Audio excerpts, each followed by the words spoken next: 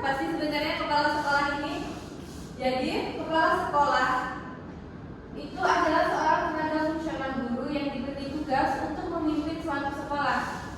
Sebagai pemimpin pendidikan, kepala sekolah harus memenuhi berbagai syarat dan kriteria seperti kualifikasi umum, kualifikasi khusus, dan kompetensi-kompetensi tertentu. Kepala sekolah bertanggung jawab untuk mengelola dan melaksanakan tugas dan tanggung jawabnya dalam mencapai tujuan pendidikan di sekolah yang dipimpinnya. Pembahasan selanjutnya yang akan dibahas oleh rekan saya yaitu dia Zilfa. Kepadanya kami persilakan. Baiklah, selanjutnya saya akan menerangkan mengenai materi fungsi kepala sekolah. Nah, di sini kita akan mengetahui apa saja sih fungsi kepala sekolah itu. Nah, menurut senada dengan Pendak E. Mulyana, kepala sekolah mempunyai 7 fungsi utama, yaitu yang pertama, kepala sekolah sebagai edukator atau sebagai pendidik. Nah, kegiatan belajar mengajar merupakan inti dari proses pendidikan dan guru merupakan pelaksana dan pengembangan utama kurikulum di sekolah. Nah, kepala sekolah ini termasuk dalam bagian seorang pendidik. Nah, tugasnya itu untuk mendidik peserta didik. Selanjutnya yang kedua ada kepala sekolah sebagai manajer. Dalam pengelola tenaga pendidikan, salah satu tugas yang harus dilakukan kepala sekolah adalah melaksanakan kegiatan pemeliharaan dan pengembangan profesi guru. Nah, di sini kepala sekolah ditugaskan untuk bisa mengelola pendidikan tersebut. Nah, itu adalah salah satu tugas kepala sekolah. Yang selanjutnya ada kepala sekolah sebagai administrator, khususnya berkenaan dengan pengelolaan keuangan, bahwasanya untuk tercapainya peningkatan kompetensi guru tidak lepas dari faktor pembiayaan. Nah, kita ketahui bahwa suatu sekolah tidak mungkin tidak lepas dari pembiayaan keuangan. Nah, kepala sekolah juga harus ikut serta dalam pembiayaan ini, administrasi. Selanjutnya ada kepala sekolah sebagai supervisor untuk mengetahui sejauh mana guru mampu melaksanakan pembelajaran secara berkala. Kepala sekolah perlu melaksanakan kegiatan supervisi yang dapat dilakukan melalui kegiatan kunjungan kelas untuk mengamati proses pembelajaran secara langsung. Nah, bisa disebut sebagai kepala sekolah ini melakukan evaluasi terhadap guru-gurunya, apakah berjalan sesuai dengan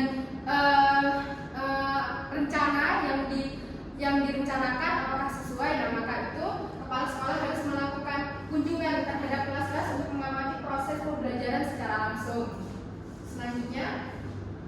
Selanjutnya ada kepala sekolah sebagai leader atau pemimpin. Nah, dalam teori kepemimpinan setidaknya kita mengenal 2 gaya kepemimpinan, yaitu kepemimpinan yang berorientasi pada tugas dan kepemimpinan yang berorientasi pada manusia.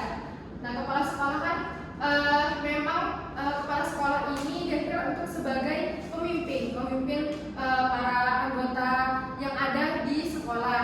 Nah, selanjutnya ada kepala sekolah sebagai inovator.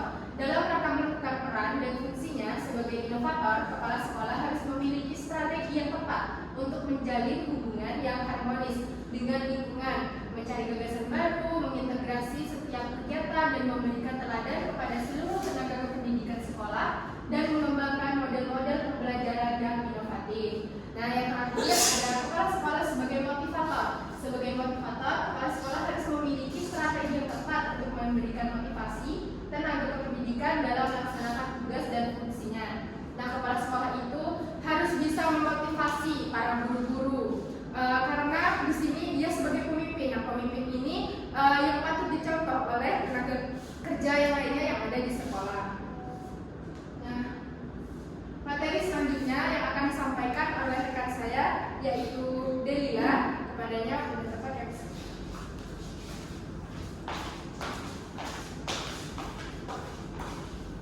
Baik, di sini saya akan menjelaskan tentang tugasnya kepala sekolah.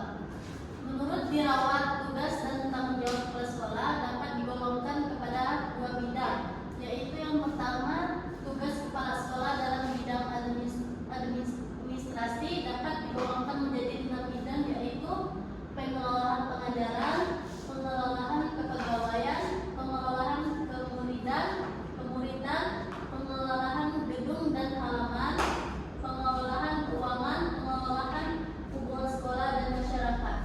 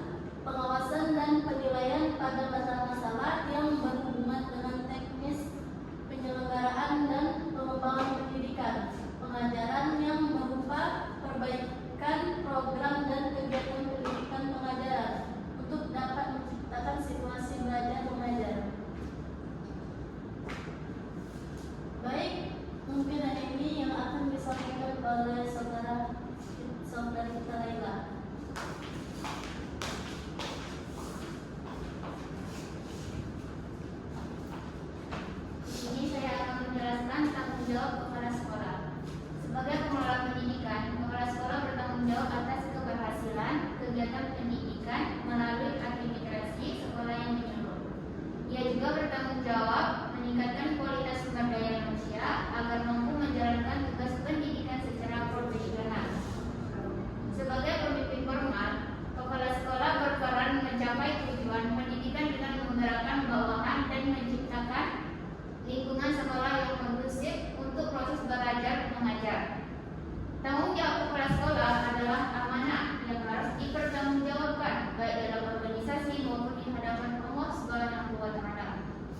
Mencakup risiko sanksi dari atasan atau pihak terkait, kepala sekolah harus selalu siap melaksanakan tugas, bekerja keras, berdedikasi dan kreatif dalam menghadapi berbagai situasi. Selanjutnya yaitu peran kepala sekolah.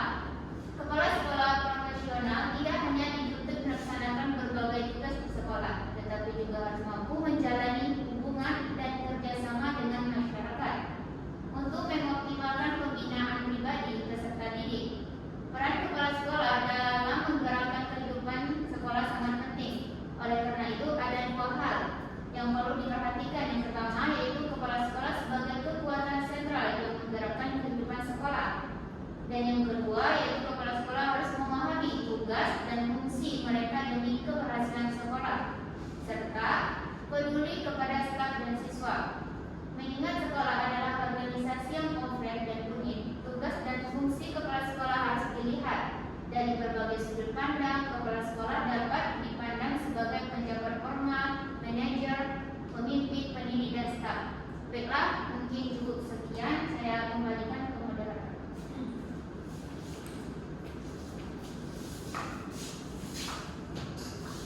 Baiklah, berarti dapat disimpulkan ya dalam presentasi kita kali ini bahwa kepala sekolah adalah guru yang memimpin sekolah dan harus memenuhi syarat tertentu. Mereka berperan sebagai pendidik, manajer, administrator, pengawas, pemimpin, inovator, dan motivator. Tugasnya meliputi mengelola pelajaran, kepegawaian, siswa, fasilitas, keuangan, dan hubungan masyarakat. Setelah melakukan supervisi pendidikan, kepala sekolah bertanggung jawab atas keberhasilan pendidikan melalui administrasi yang baik, memimpin untuk mencapai tujuan pendidikan, dan menciptakan lingkungan belajar yang kondusif. Mereka harus siap menjalankan tugas, bekerja keras, berdedikasi, dan kreatif. Baiklah, mungkin cukup ini presentasi dari kelompok 6, kurang dan lebihnya kami mohon maaf dan yang sebesar-besarnya. Kami akhiri. Wassalamualaikum warahmatullahi wabarakatuh.